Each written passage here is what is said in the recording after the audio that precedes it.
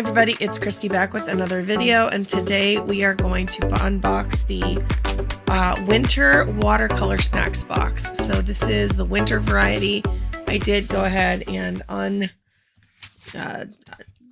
open the lid here so that it would not be a struggle online to get it open, but we're going to unbox this together and see if what's what. Let's see what's in it. Okay. Ooh, St. Cuthbert's Mill. Whole big box here. Let me get the box out of the way. All right, so hold on. Let's read the front of this. This says Bockingford. Okay, this does not say Saunders. So I think this is the cheaper St. Cuthbert's Mill option. I think this is the non-100% cotton option. Not that that's necessarily bad, but it's a little bit of a bait to me because you see the logo and you think, oh, they've got the really high-end watercolor paper, but I've never worked on this variety of it. It's mold made archival, 300 GSM. We have 12 sheets of it, 12 by 9. So we'll see how this goes. I would have preferred a smaller size of the high-end paper for a $100 box. So let's see what else we got in here. Sorry for the ring light. I do love these little pouches though, man. They are great. Ooh, I see Daniel Smith. Are these what oh, okay. So this is the Watercolor Aqua Graph Colors Pocket Set. Let's see if this is the one that we got for the sketch box a while back, like years ago at this point. Yep, it looks like the same one that I got with my sketch box. Brown, teal, green, red, white. I remember the white being completely useless. We'll see. I'm not a big fan. So far, this box is not blowing my socks off or anything because this is not an art supply that I enjoyed working with before. We will try again. I will always give something another try. Maybe they reformulated it. Maybe it is a little bit better, but these are not my favorite water-soluble graphite pencils. Actually, that's a video that's upcoming. I have so many sets of water-soluble graphite things, and these were at the lower end when I went through and tested everything, but not because of price necessarily, because of quality. So not a big fan of those. The sticker is super cute. I really like the sticker here. But again, I'm willing to give everything a chance. Let's take a look at the brushes. We'll try to go work our way up here. So let's see in the bubble wrap what we have. Okay, we have a Princeton Velvet Touch Round 3. That's a great brush. That's a great, very nice, very high quality brush. And then we have a 3/8 inch original gold King Art dagger. And I'm very excited to try this brush. The King Art original gold line is a new line that a lot of companies are using, and I find it to be a really nice line of watercolor brushes. So this is definitely an exciting thing for me. We have a Faber-Castell pigment liner in 0.7. That's a pretty chunky nib if you guys are looking, but that is a nice nib, so that's exciting. We got some Smarties. We love good Smarties here. And then we have 3 Daniel Smith actual paint colors. Let's see what we got and if any of them are colors that I already own. It would be possible for sure. All right, so we got Hands Yellow Deep. I don't think I have, maybe I have Hands Yellow Deep. I'll have to look and see if I have Hands Yellow Deep or not, but that's a really pretty, I think I have New Gamboge, which is a very similar color. I have Prussian Blue. I definitely have Prussian Blue. Love me a good Prussian Blue. So that's a really fun color combo. And then we have Phthalo Turquoise, which I feel like you almost could mix with these two colors. But I guess we'll see if it's going to give me a different variety here. But I do like this color palette. And then over here, we really don't have anything too warm. So it's a very cool presenting color palette in this box. It's winter time, so that makes some level of sense. And then we have a plastic palette here. That's great. Always can use a nice little plastic palette. So this is a nice little value add. And then we have a little watercolor snacks thing here that gives us information. Let me make sure I didn't miss anything. So this is hot press watercolor paper, but again, it doesn't say that it is 100% cotton. So, yeah. And then we have the Daniel Smith extra fine watercolors, 3 of those. The Cretacolor pocket set. This, they're giving a $2.80 retail value. That's sus to me. That's suspect. King Art brush for $11.99, and the Princeton Velvet Touch series size 3 or 4. I got around 3, which is totally fine. And then the Faber-Castell Eco Pigment Pen. So everything is in here, and it's time to play and swatch and try to make an art piece. I will see if there are prompts. Usually they give me some prompts for art snacks. I think probably if I follow the QR code. So let me get into doing that and I'll be back. All right, so I thought I was filming this whole time, but I was not. So let's just go back and have a little recap about what's going on here. So the 3 initial base colors from Daniel Smith are really pretty. This is what happens when you mix the Hansa Yellow Light and the Prussian Blue together. You get this color. So we'll use the pigment liner. So this is, we'll do 1, 2, 3, and I just stuck my hand in paint. This is 1 plus 2. This one is 1 plus 3. This one is 2 plus 3. And this one is 1, 2, and 3 combined. So actually we were able to get a lot of different greens and blues. This is a really cool color palette. It's both cool and cool. And I was trying to play with the dagger brush here to get some leaf shapes. I do like this dagger brush. I think it's pretty unique, and I think it'll be a lot of fun to mess with. So like if we're able to do like some more leafy stuff like this. I'm still learning how to play with dagger brushes myself. I'm not the world's best at the dagger situation, but I think you do get some more interesting shapes with a dagger than you might with a round brush, because it does have a little bit more fluidity to it. My biggest complaint so far is the paper, because to me, if you give me Daniel Smith watercolors, I'm expecting the paper to hold a lot of water, especially with a brush this size.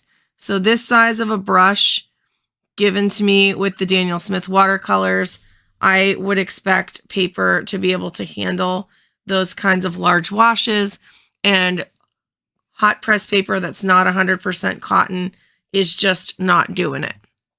So even if I just play a little bit here with a wet on wet situation, just to kind of see how that would work, we'll let that dry and we'll see what it looks like.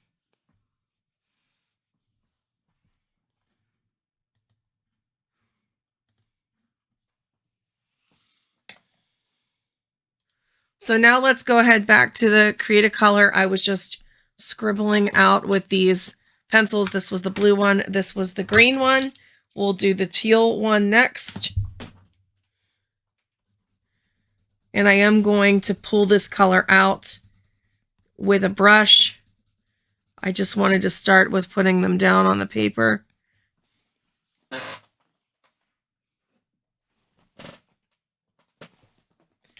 All right, let's see what else we have here. We have a red, a brown, and a white. So let's start with red. And I can kind of see the difference when these are laid down. And this is what I remember about these. Like, the differences are there, but very subtle. And then I don't remember it being terribly vibrant when I pulled them out. Now, the brown actually looks brown. it looks like brown graphite.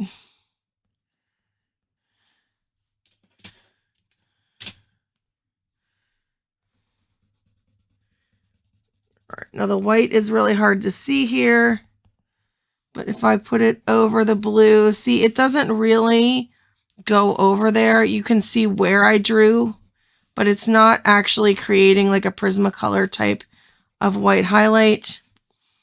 And it doesn't do it really over the watercolor either. So it's kind of a useless pencil. That's what I remembered about it from before. Sorry, I'm not a big fan of these pencils. All right, so when you pull them out, they do have a little more color.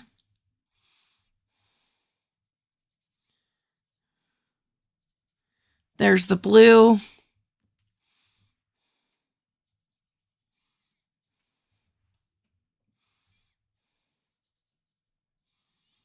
There's the green.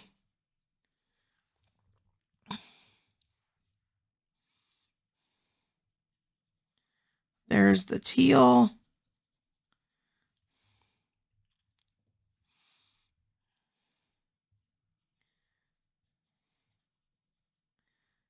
The red. And the brown. Actually, I like that brown. And then just because it's over here, I'm going to try to pull that white out. It's lifting the Daniel Smith watercolor. Underneath it, here's the white. And even if I pick the white up on, like, let's just pick it up off the tip.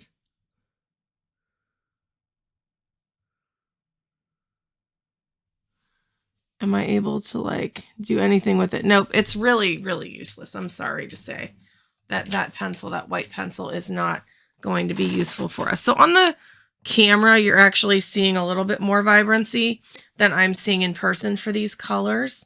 So I'm going to go ahead and let that dry. And I do want to just do a quick comparison with some of other graphite pencils. So stay tuned for that. Okay, so before we go any further, I just wanted to show off why these Cretacolor pencils bug me. Okay, I'm sorry if this seems like I am complaining, but I just wanted to show off two different price points of different brands of tinted graphite pencils and what they offer. So I have two brands here that are not the Cretacolor. I have Derwent Graphitint, and obviously Derwent Graphitint is kind of the gold standard for pencils like this. I know that. Their price point, though, is still only $21.78 for 12 pencils. Both of the sets that I'm comparing had 12 in them. The Cretacolors only have 6, and they're valued at $16. So obviously that's my price on Amazon. So, you know, even if the Derwent Graphitint were $30 for 12 of them, they would still be $15 for 6 pencils. So if you even had included 2 Derwent Graphitints in this box, I feel like the value add is there.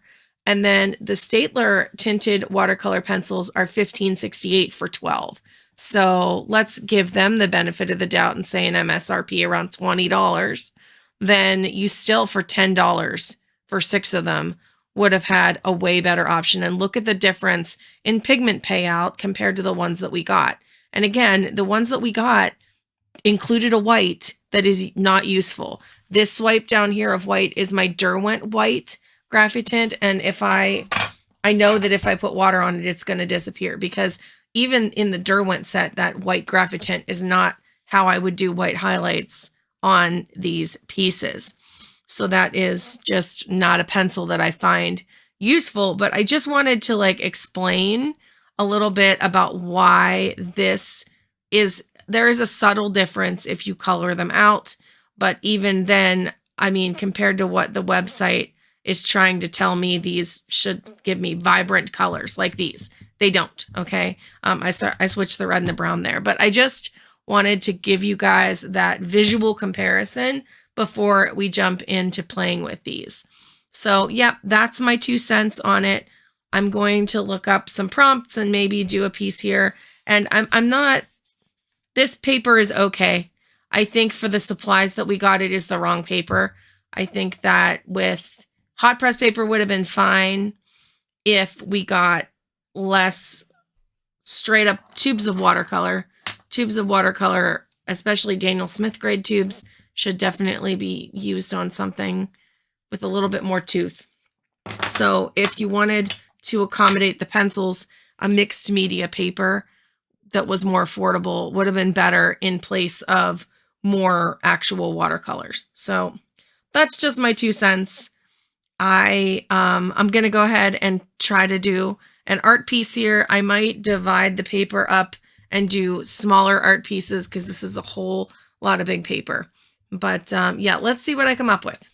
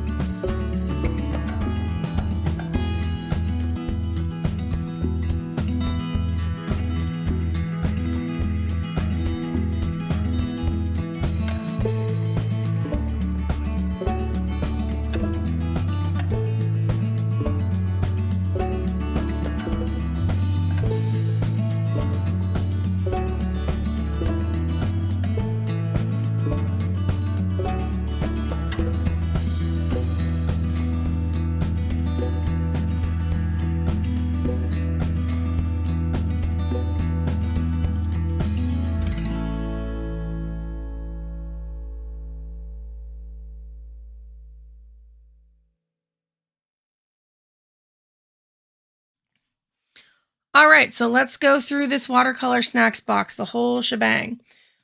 Here is the swatches, and I do really like the paints. I've already said what I was going to say about the pencils, so you've gotten that speech. And this watercolor paper was pretty nice considering it is not 100% cotton. It did hold up pretty well as far as cellulose paper goes. Let's take a look at my actual artwork and talk about what I did here. So first of all, I left my tape pull because everybody loves a good tape pull. So let's do the tape pull. And I am purposefully trying not to be too gentle just because I do want to see how my best tape, because I'm using Holbein soft tape, how that tape is going to do. And it's doing great. So this paper isn't bad. I still would have preferred 100% cotton paper for the price point, but it's not bad. Okay. So there is my 2 main art pieces that I did. I did use the pencils, the brown pencil and the fine liner on the middle of the flowers here. And I think that turned out super cute. Again, I just was kind of playing to see how that would turn out. And then here I went ahead and did just a basic landscape. My goal was really just to see how I could push the paper, but just with 3 colors, look how pretty that little landscape turned out. I really like that. And I really like my flowers. I think that this watercolor paper held up as well as could be expected. This brush was a decent brush to play with, but again, you want a bigger surface to play on with this brush, which I had here, so that was okay. And then they also gave us the velvet. Here it is. It's like, where'd it go? The Princeton Velvet Touch Round 3. I played with this one a little bit more, but they were both great brushes. So I give them an A on the brush choices. I give them an A+ on the watercolor choices, because these 3 watercolors were so great and so fun, and Daniel Smith is high quality. I give them a B on the paper, because at the end of the day, and I'm going to show you prices in a minute, the price I paid for this box versus the amount of actual money that is here for the box, it's just not worth it for me going forward. And I just think that if they wanted to up their game, there are a few small things they could do that would make these boxes so much better. The first is, and first and foremost, I think if you're going to give people high-end watercolors, you have to give them 100% cotton paper. I think you got to give them both. I don't think you could do one or the other. So just because this was St. Cuthbert's Mill does not mean that it is the highest end paper. It was good cellulose paper, probably some of the best cellulose paper I've ever worked on, but I would rather have a half size of block and cotton paper, or half the amount of cotton paper for this price point. I just think that would be better. That's me. I went ahead and played a little bit with these pencils just to see if I was missing something, if the vibrancy that, like, look at the vibrancy that they're showing on the box versus what I'm getting here. I just don't see it. I don't see it to be the same at all. And I already showed off the swatches of cheaper watercolor pencils, watercolor tinted graphite with a much better pigment payout. So these were definitely not, I'm not a fan of these. I am going to be real honest about that. I don't think they are a high quality art supply. I think that people pay for the watercolor snacks box because they want something that's a little bit more of an upped game.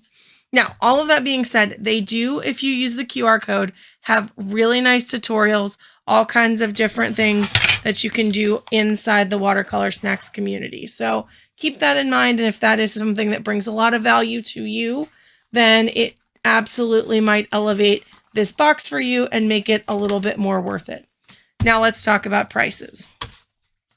So I paid $103 including shipping for this box.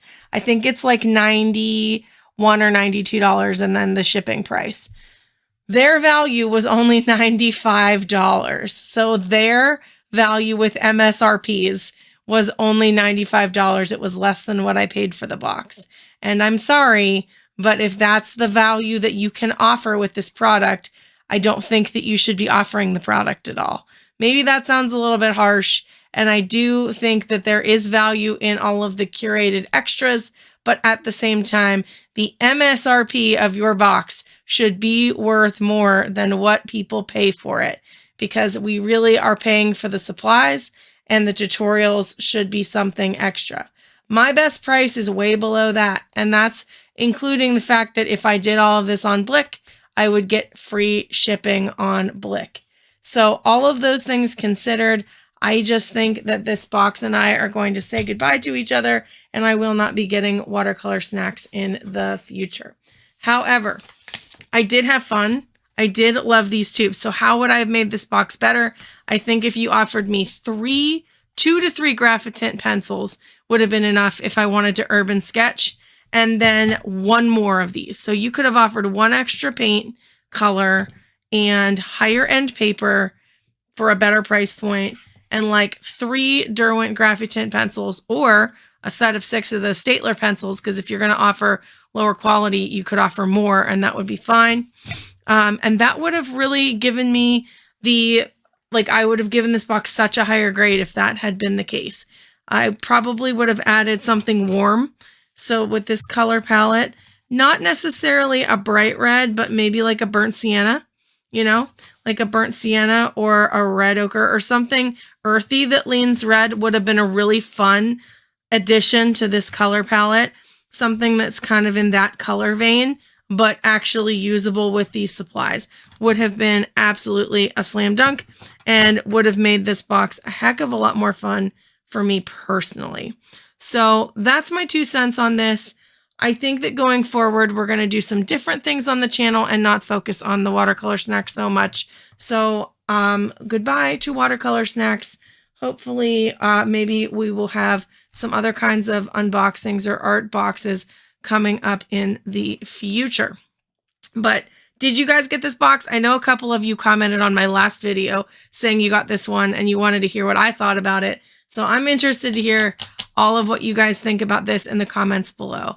And that's going to be it for me today. I hope that this inspires you to use a limited color palette and make something cool. And we will see you guys in the next video. Bye for now.